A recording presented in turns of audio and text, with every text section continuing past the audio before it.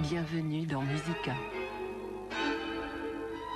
Connaissez-vous le compositeur du Songe d'une nuit d'été, de la symphonie écossaise, de l'ouverture des Hébrides?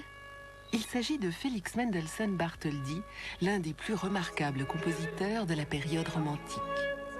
Né à Hambourg en 1809, Mendelssohn est prématurément disparu à Leipzig en 1847.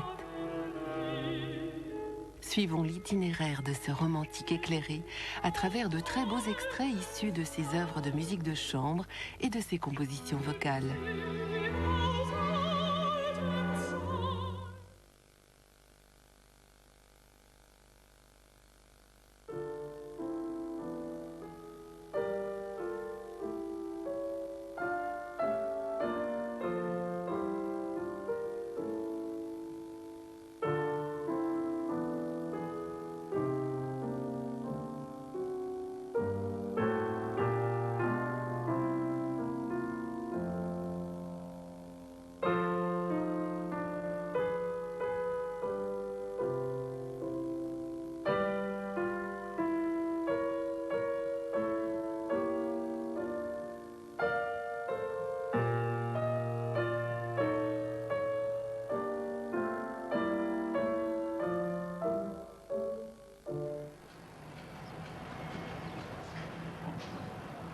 Lorsque l'on aborde une composition, on a une haute idée de ce que l'on va et de ce que l'on veut sortir de soi-même cette fois-ci. Dans la sombre intuition qu'on en a, les pensées que l'on part chercher sont toutes bien plus belles qu'elles ne deviendront plus tard, sur le papier. J'ai éprouvé une sensation analogue, mais je me suis vite repris. Si l'on acceptait seulement les pensées qui correspondent parfaitement et en toute chose à nos aspirations, on n'arriverait à rien du tout, ou bien à pas grand-chose. Félix Mendelssohn. Sebastian Hensel, neveu de Mendelssohn. Abraham a acheté le beau terrain du 3 Leipziger Straße. Pour tous les membres de la famille, cette maison n'était pas une propriété ordinaire, un tas de pierres inanimées. C'était une créature vivante. Mais les amis de la famille ont commencé par rechigner et regretter que les Mendelssohn s'exilent si loin du monde dans un quartier aussi morne et aussi retiré, où l'herbe poussait même dans les rues. Car à l'époque, la porte de Potsdam était le bout du monde, le point où s'arrêtait la géographie berlinoise.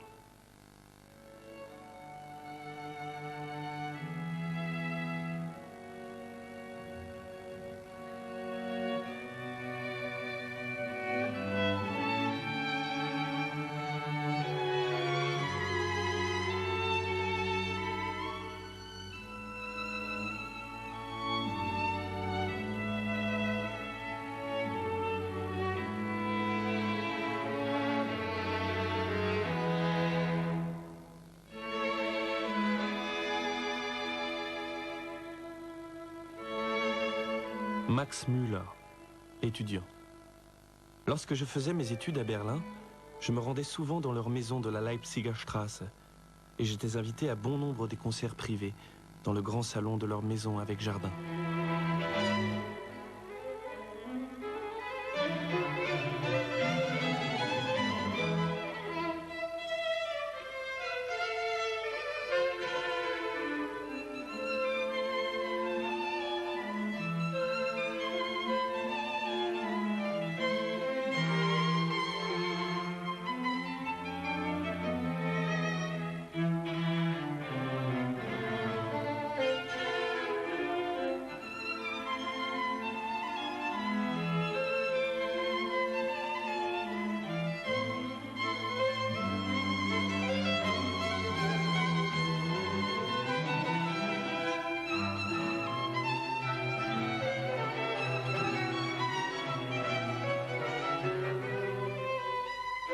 « 16 juin 1842. Après le dîner est arrivé Mendelssohn, dont je souhaitais tant faire la connaissance. Il est petit, il a les cheveux bruns et l'air juif, tendre, avec un beau front intelligent. Je lui donne 35 ou 36 ans. Il est très agréable et modeste, et c'est un protégé du roi de Prusse. Victoria, reine d'Angleterre.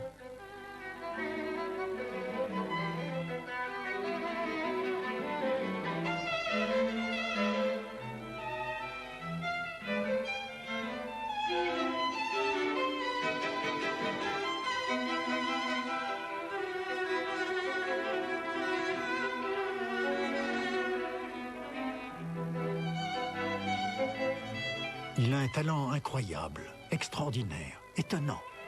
On ne peut pas me reprocher d'avoir un préjugé favorable. Il m'a dit franchement qu'il trouvait ma musique parfaitement incompréhensible.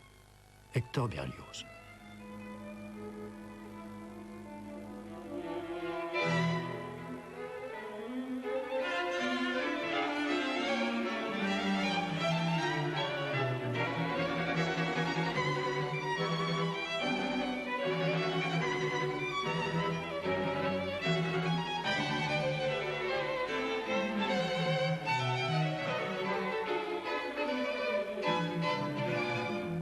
Ferdinand Hiller, pianiste et compositeur.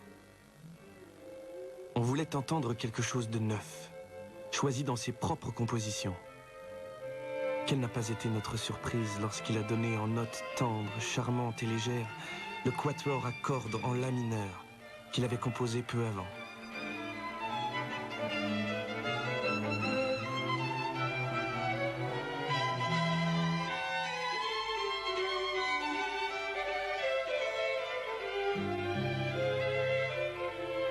Mes pensées sont différentes. Ce sont les pensées de Mendelssohn, pas celles de Beethoven. Mais les maximes d'après lesquelles je compose ont aussi été celles de Beethoven. Ce serait grave si, en marchant sur le même chemin, en créant selon les mêmes principes, on ne pouvait donner le jour à de nouvelles pensées, de nouvelles images. Félix Mendelssohn.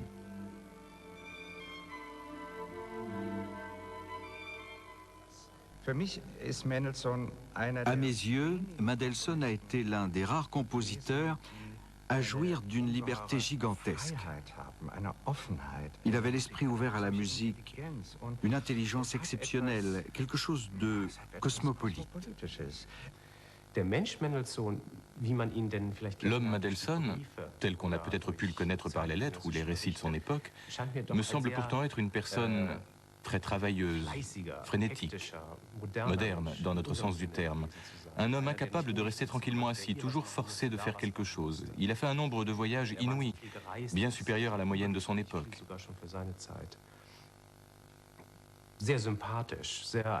Un homme très sympathique, les idées larges, sans préjugés,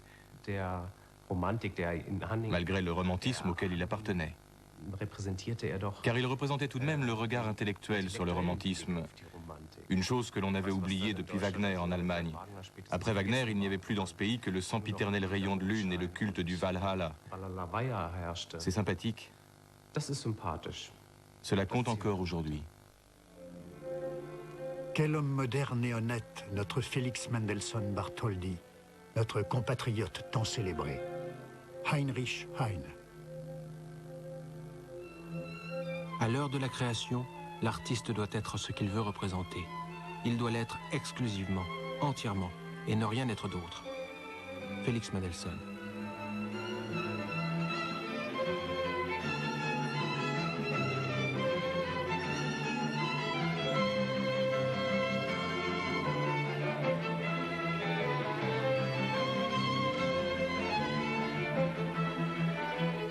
Quel homme! Et avec cela le plus sublime des talents. Voilà comment doivent être les choses. Jenny Lind, cantatrice.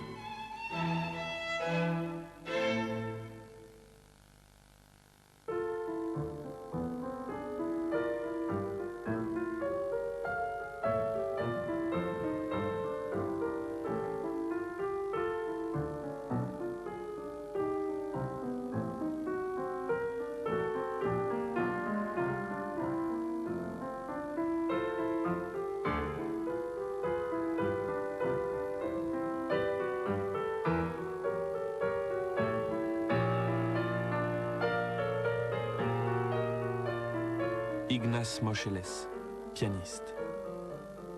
C'est une famille comme je n'en ai encore jamais connue. Les deux parents paraissent extrêmement cultivés. Rien à voir avec l'impression que me donnent si souvent les parents ordinaires d'enfants prodiges.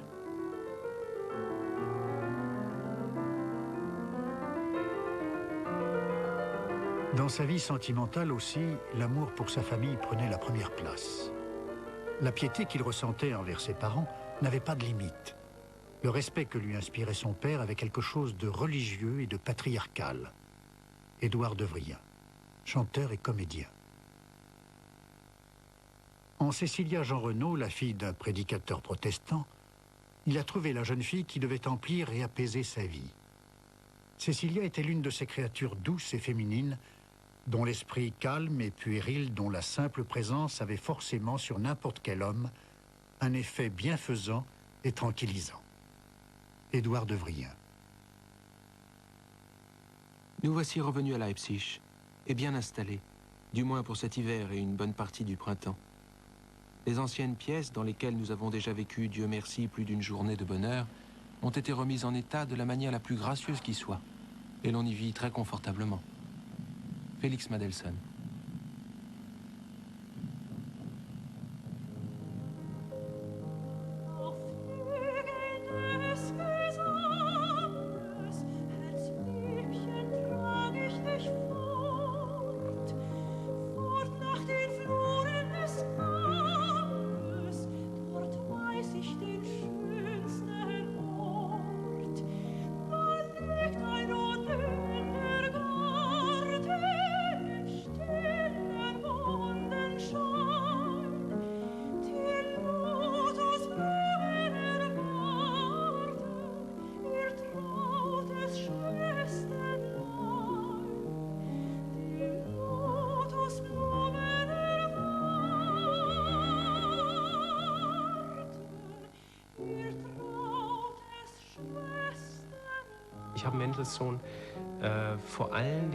C'est surtout par la pratique instrumentale que j'ai étudié l'œuvre de Mendelssohn en profondeur. Autrefois, je jouais de la contrebasse, j'avais souvent ses partitions sur mon pupitre. Et il n'y avait rien, mais alors strictement rien dans cette œuvre qui rappelle l'ambiance des salons, ce côté chien-chien. Vous voyez, les dames, le parfum et les biscuits, le thé.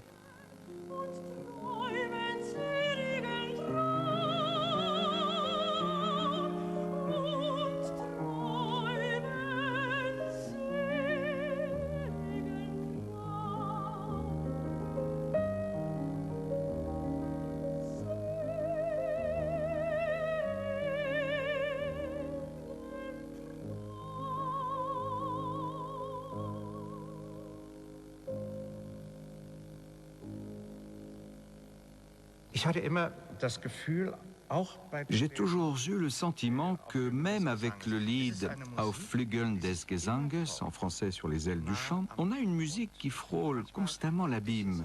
Parfois je me dis que c'est comme sur une corde. Et la question est toujours la même, est-ce qu'il va tomber ou ne pas tomber? Et j'ai trouvé dans son langage musical, une richesse tout à fait extraordinaire.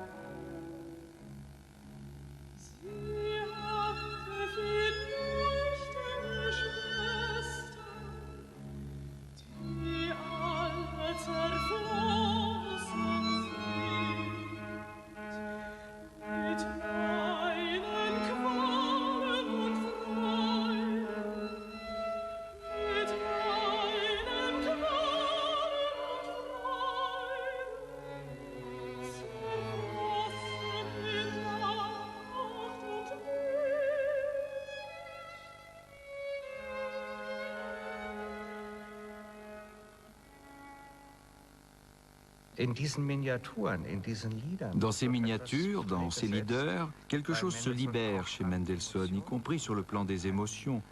Il y a une richesse des sentiments que l'on ne ressent peut-être pas aussi immédiatement dans d'autres morceaux de lui, qui ne s'imposent pas d'emblée, qu'il faut commencer par découvrir.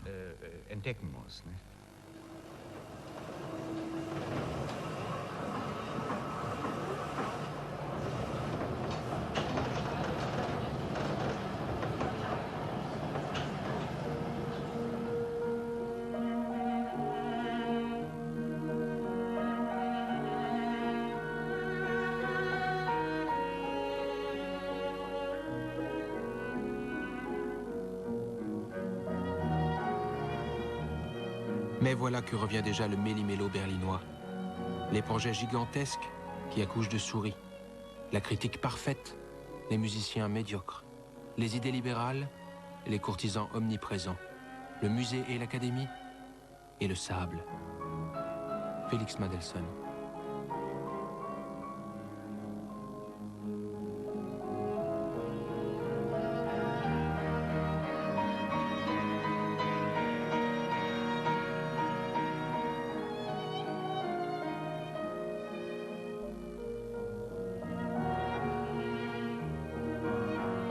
Il passera chez nous assez souvent, avec son cœur et un regard singulier, brillant et humide. À l'heure qu'il est, j'ignore encore comment ce sera après son départ, mais je m'imagine une ambiance sinistre et silencieuse. Et j'aurais honte de toute ma vie antérieure si le mariage et le foyer pouvaient me protéger contre ce vide. Gardez-le et soignez-le par l'esprit. Et permettez-lui de retrouver un cœur chaleureux pour compenser tous ceux qui l'abandonnent.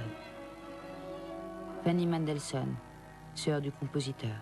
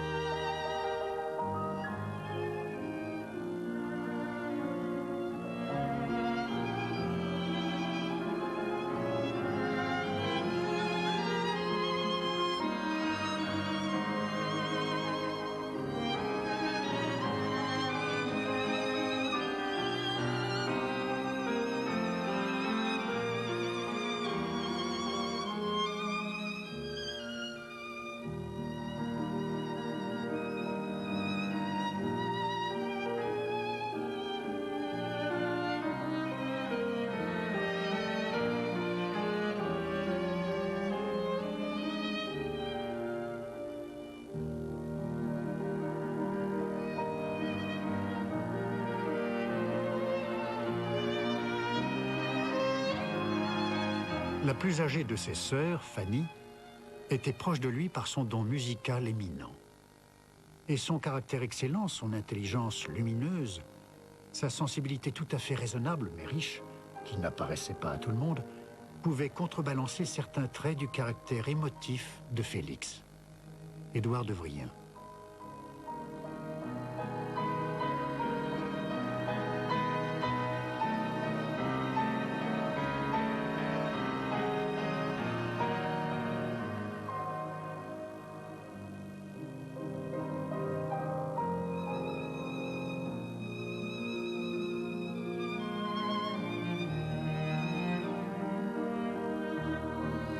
Abraham Mendelssohn, père du compositeur.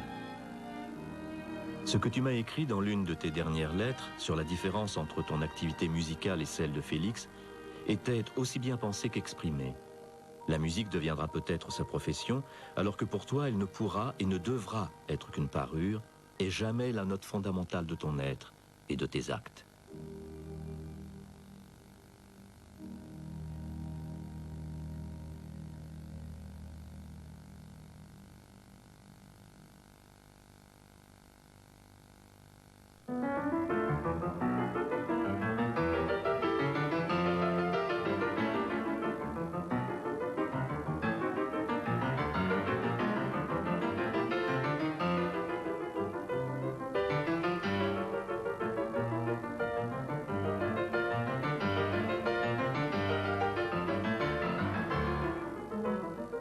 Sir Julius Benedict, compositeur anglais.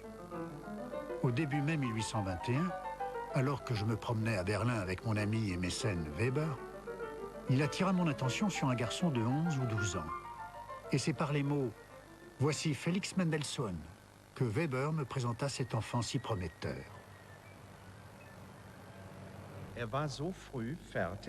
Il a été prêt si tôt, c'était un enfant prodige. Il a joué en public de très bonne heure. À 7 ou 8 ans, il composait. À 10, 11, 12 ans, il a écrit ses admirables symphonies pour cordes, etc. Et tout cela est d'une perfection tellement incroyable.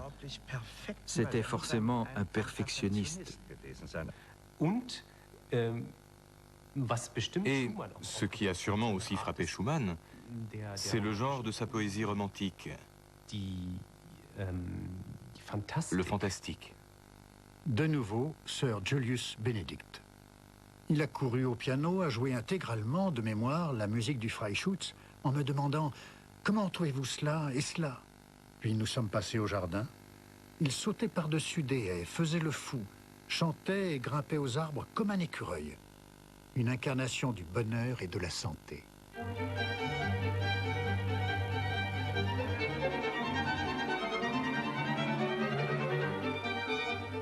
Mon Félix continue, et c'est un travailleur. Il vient d'achever un octoire pour 8 instruments obligés, et cela tient debout. Il joue du piano comme un diable, et il n'est pas en reste pour les instruments à cordes. Avec cela, il est en pleine santé, et il est fort, et il nage joliment un contre-courant. Carl Friedrich Zelter, professeur de Mendelssohn. Ferdinand Hiller. Il s'est rendu à Berlin l'hiver précédent. À son retour, il a parlé d'un enfant prodige, un petit-fils du philosophe Moses Mendelssohn, qui non seulement joue admirablement, mais compose aussi déjà des quatuors, des symphonies et des opéras.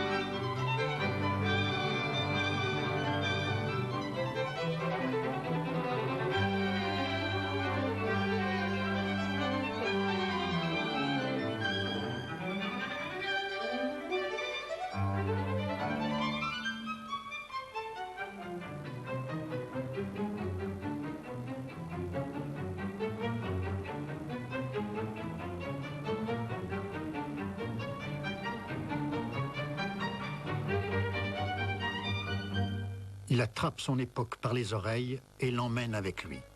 Carl Friedrich Zelter.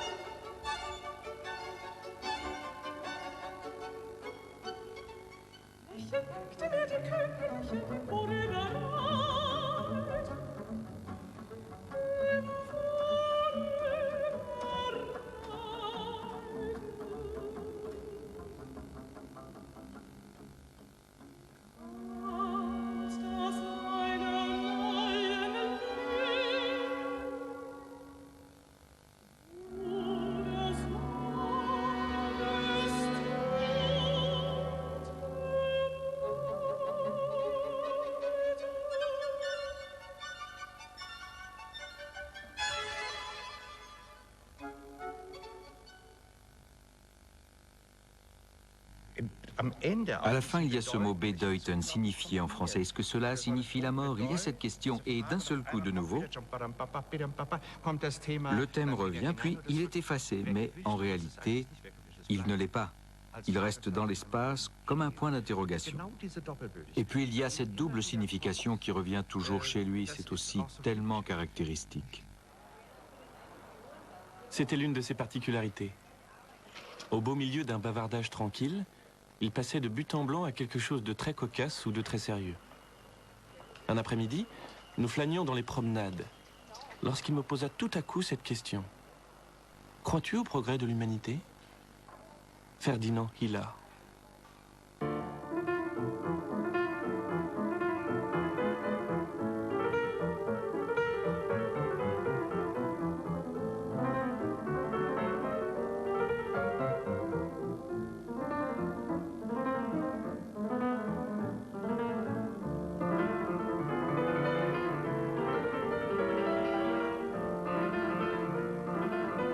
Félix est tout de même un chef d'orchestre né. Et en plus, il a de l'expérience. Quand on voit combien de choses inouïes on peut tirer d'un orchestre lorsque la baguette est tenue par l'homme qu'il faut, on se dit avec amertume qu'il est bien rare de trouver l'homme qui convient à la bonne place et la place qui convient à l'homme. Fanny Mendelssohn. Je crois qu'il a donné le jour à ce que l'on appelle l'art de la direction d'orchestre, c'est-à-dire le travail du chef d'orchestre, considéré comme un artisanat. Il a été le premier grand pédagogue de l'orchestre. Et l'on continue à s'en rendre compte, surtout à Leipzig, avec l'orchestre du Gewandhaus. C'est Mendelssohn qui a fondé l'Académie de musique, le conservatoire de Leipzig. C'est lui qui a inventé le bon enseignement, celui qu'on donne aujourd'hui à l'Académie de musique. C'est lui qui lui a donné naissance. Il a introduit les examens, etc., etc. Et je me demande toujours comment a-t-il trouvé le temps de faire tout cela en ayant vécu seulement 38 ans. La conviction que notre vie nous donne l'obligation de travailler, d'être utile, d'avoir un but. Cette conviction-là, Félix l'a héritée de son père, Édouard Devrient. Pour en revenir à Félix, j'ai éprouvé une joie singulière en constatant l'intelligence et la justesse de ses relations avec les gens, la manière dont il sait les intéresser à sa cause et à la cause en général sans aucune arrière-pensée, juste parce que c'est bien ainsi. Quant à sa musique, elle est forcément authentique parce qu'elle brille de ses propres feux, sans jamais faire appel à des expédients malvenus. Fanny Mendelssohn.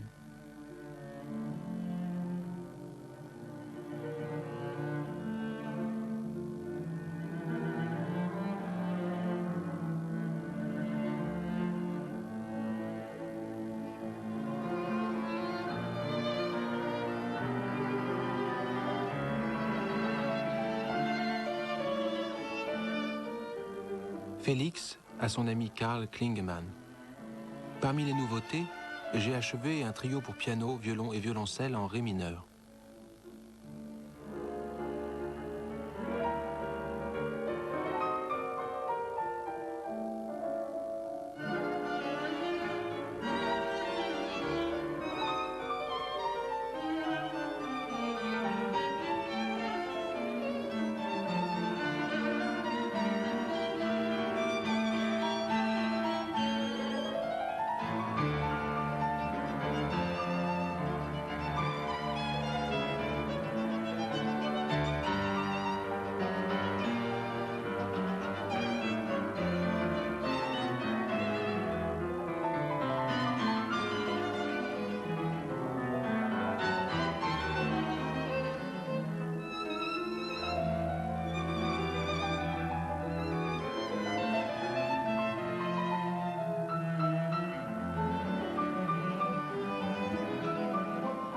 Paru dans le Musical Times anglais. Lors d'un concert qu'a donné M.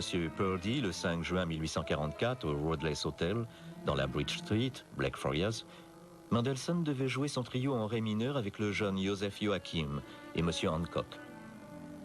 Joachim a raconté par la suite que seules les partitions du violon et du violoncelle se trouvaient dans la salle de concert.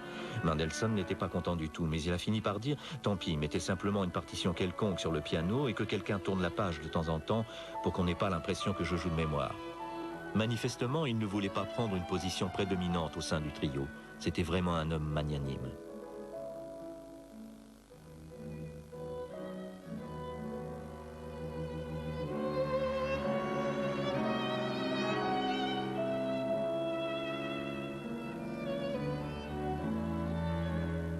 Personnellement, je peux me dire indépendant.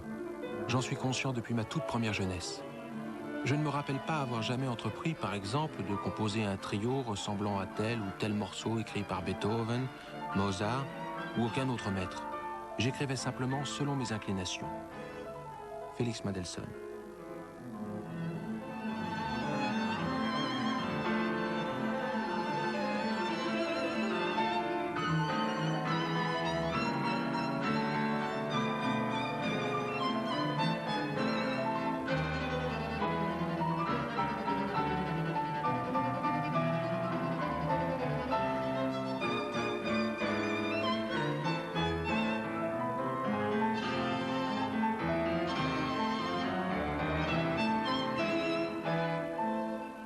Hier, j'ai ressenti un grand plaisir.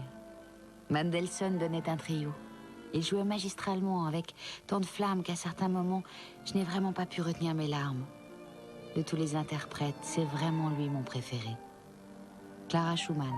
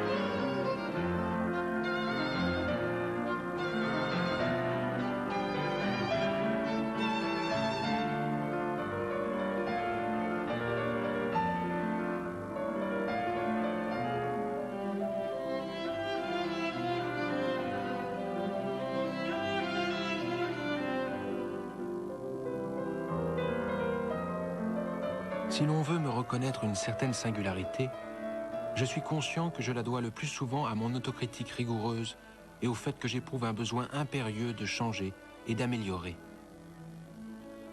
J'ai tourné et retourné mes pensées, si souvent et tant de fois pour chacune, afin de redonner forme à leur physionomie, d'abord ordinaire, de les rendre plus proches de l'origine, plus significatives et plus efficaces. Félix Mendelssohn.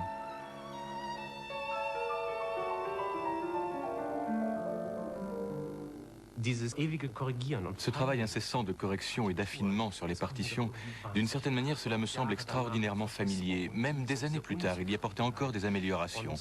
C'est cette insatisfaction qui me paraît familière. L'idée que même sur les œuvres les plus simples, on a toujours quelque chose à améliorer, que cela peut paraître encore plus facile et naturel.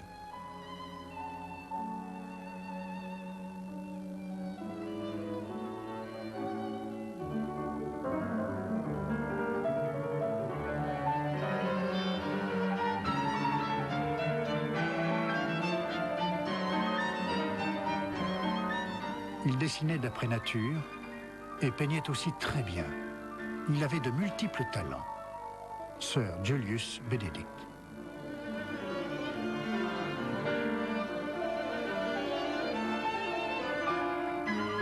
Félix était un être prodigieusement doué. En dehors de la musique, qui était le cœur de son existence, ses talents s'exprimaient dans les domaines les plus divers. Mais il n'a jamais fanfaronné pour autant. Julius Schubring, philologue.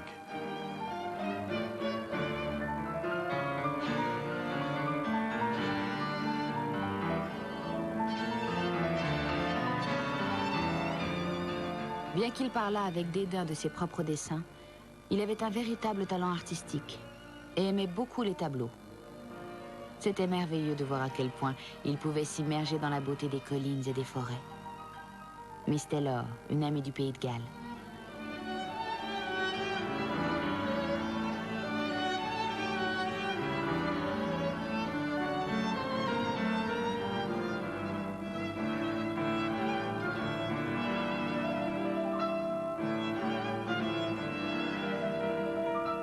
Rebecca Mendelssohn, sœur cadette du compositeur. Félix a trouvé en Rossini un ami et un mécène chaleureux qui écoute sa musique avec un grand intérêt et lui recommande de composer des œuvres plus populaires.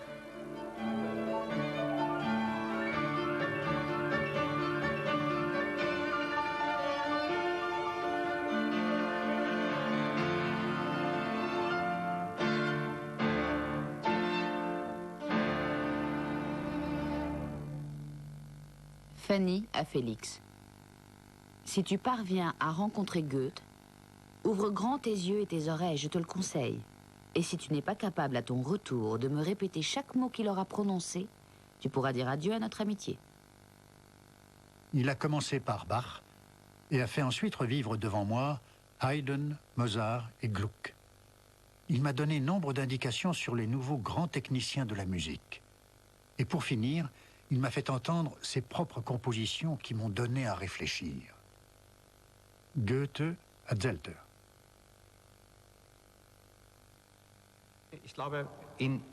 Pour moi, c'est en lui que se cristallise la culture allemande, y compris celle du passé.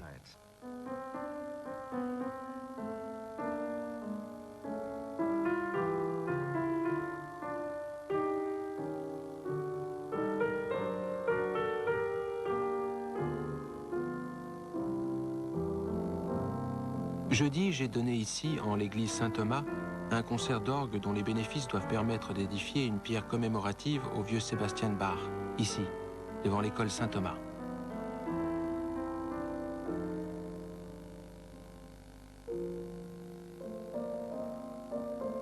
Le monument est devenu ravissant avec ses nombreuses colonnes, ses petits piliers et ses ornementations. Les bas-reliefs et le superbe vieux visage paré de sa perruque brillaient sans voile sous le soleil et m'ont causé une grande joie. Félix Mendelssohn. C'est lui qui, en 1829, a redonné vie à la Passion selon saint Matthieu. Au bout de quelques semaines, quand les répétitions ont commencé à l'académie proprement dite, ils sont d'abord restés bouche bée de stupéfaction en découvrant une œuvre dont eux, les membres de l'Académie de Berlin, ne connaissaient même pas l'existence. Lorsqu'ils l'ont compris, ils se sont mis à l'étudier avec un intérêt sincère et chaleureux. Toutes les possibilités auxquelles nous avons rêvé au fil du temps sont à présent véritables et réelles. La passion, sortie de l'ombre, appartient désormais aux âmes. Fanny Mendelssohn. Félix s'est arrêté au beau milieu de la place de l'Opéra et s'est exclamé avec exubérance.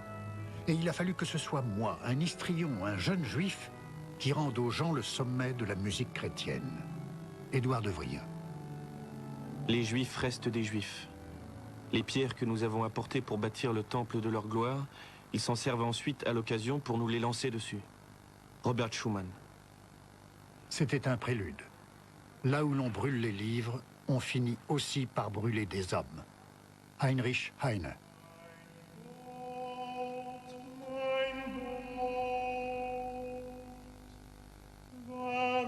Chercher la vérité, aimer la beauté, vouloir le bien, faire de son mieux. Moses Mendelssohn.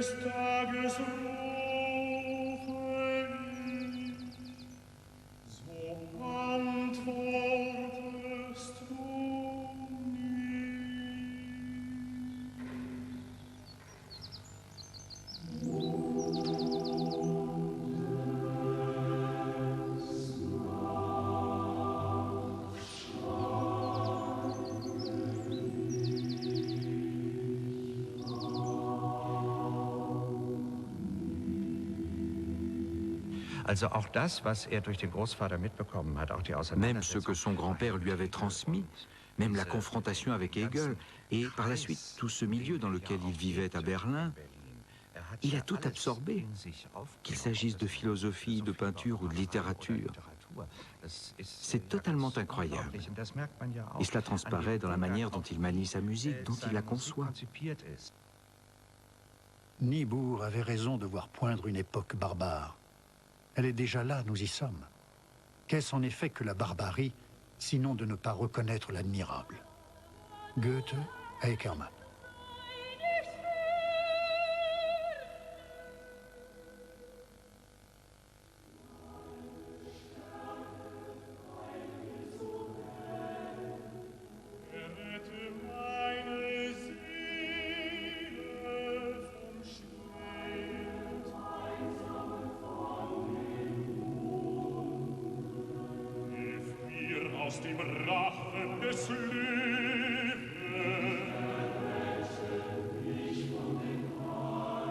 Ici se trouvait le premier foyer juif pour personnes âgées de Berlin. En 1942, la Gestapo le transforma en centre de transit pour les citoyens juifs. 35 000 juifs berlinois furent traînés dans les camps de concentration et assassinés. Ne l'oubliez jamais. Empêchez la guerre. Préservez la paix.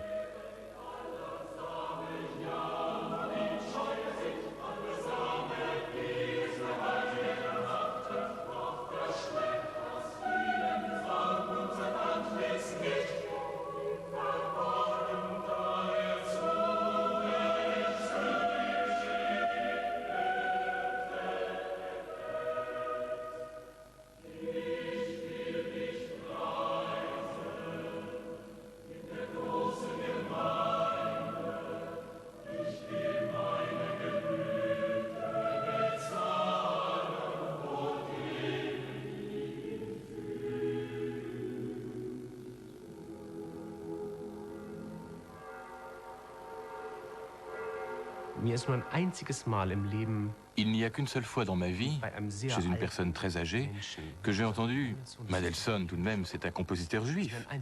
Ça ne m'est arrivé qu'une seule fois.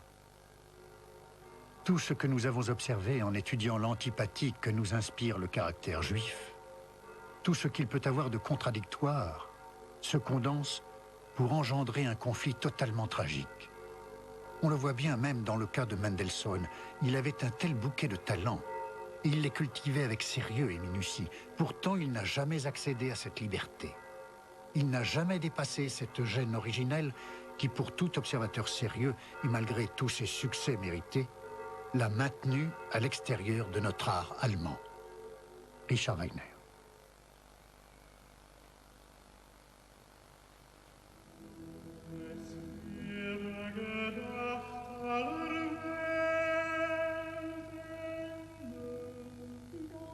Easy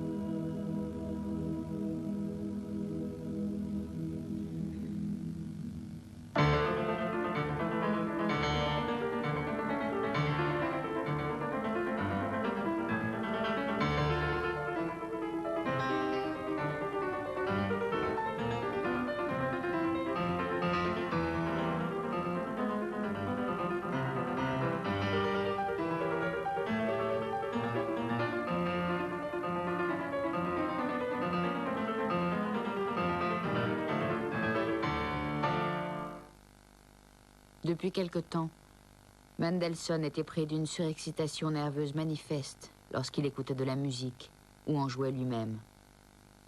Son visage se transformait et devenait très pâle. Élise Polko, auteur de livres sur la musique. Il a vieilli. Il est là. Sa démarche est moins rapide qu'avant. Mais quand on le voit au piano, ou bien quand on l'entend parler de l'art et des artistes, il est tout feu tout flamme. Ignaz Moscheles.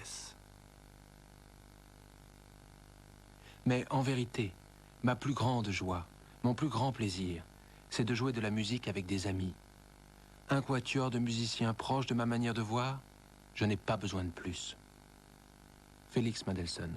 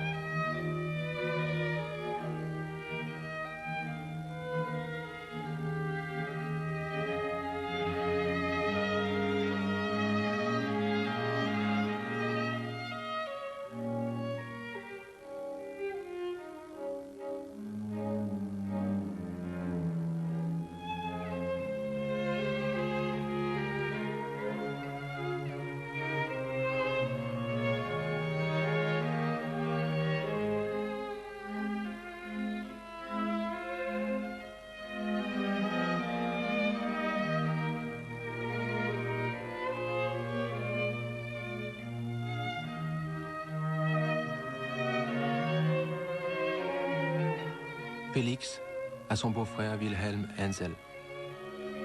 Si mes lignes dérangent tes pleurs, alors jette cette lettre. Car pour l'heure, rien ne peut nous faire plus de bien, sans doute, que de verser toutes les larmes de notre corps. Nous avons été heureux ensemble. À présent débute une vie grave et triste. Tout ce qui est terrestre a pris pour nous une autre apparence. Et nous devons chercher à apprendre à nous limiter. Mais avant que nous l'ayons appris, notre propre vie sera sans doute elle aussi arrivée à son terme.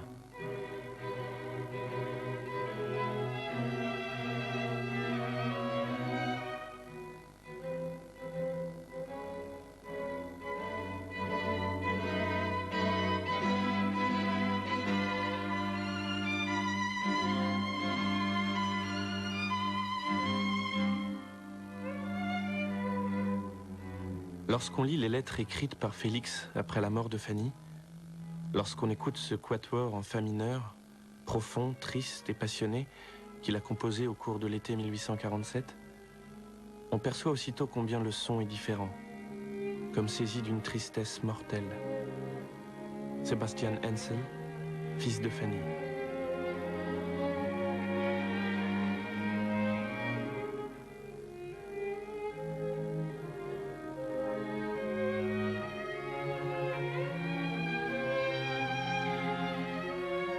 Il avait mis en musique quelques beaux vers d'Eichendorff sous le titre Chant nocturne. Et au matin du 9 octobre, il les a apportés à une cantatrice, sœur Julius Benedict.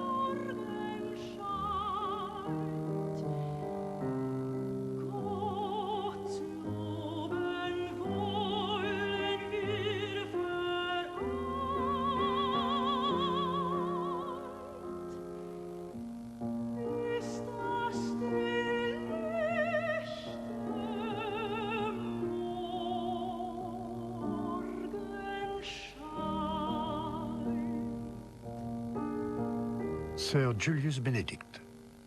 Alors qu'il l'accompagnait au piano, il est tout à coup devenu livide. Il a perdu connaissance et il a fallu le transporter chez lui auprès de sa famille.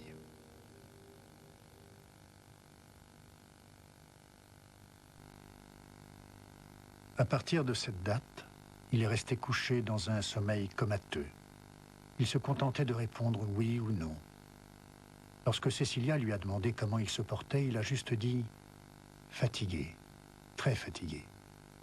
Il a ainsi dormi jusqu'au lendemain. Le soir, à 9h24, sa respiration s'est arrêtée, sa vie était terminée. Mon vieil ami était couché là, dans un cercueil précieux, posé sur des coussins de satin broché, entouré par un cercle de hautes plantes, recouvert de lauriers et de gerbes de fleurs. On aurait dit qu'il avait vieilli d'un seul coup. L'image de l'enfant, la première image que j'avais eue de lui, apparut devant moi à côté du cercueil. Combien de fois ma main avait glissé dans ses longues boucles brunes, sur cette tête brûlante. À présent, mes doigts étaient posés sur son front froid comme du marbre. Un grand pan de mes souvenirs s'effondrait, mettant un terme, sous une forme parfaite et que je ne pourrais jamais perdre, à cette jeunesse tellement riche que j'avais vécue à travers lui. Édouard de Vries.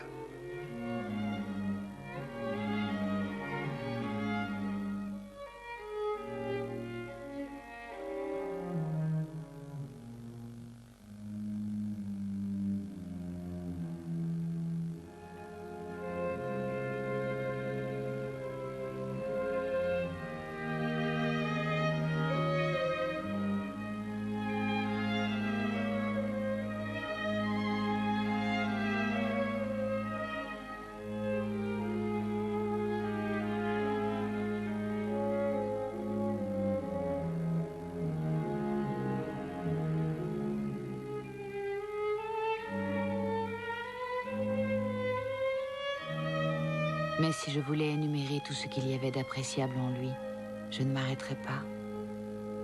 Et je sens que la douleur que nous cause sa perte persistera toute notre vie. Clara Schumann.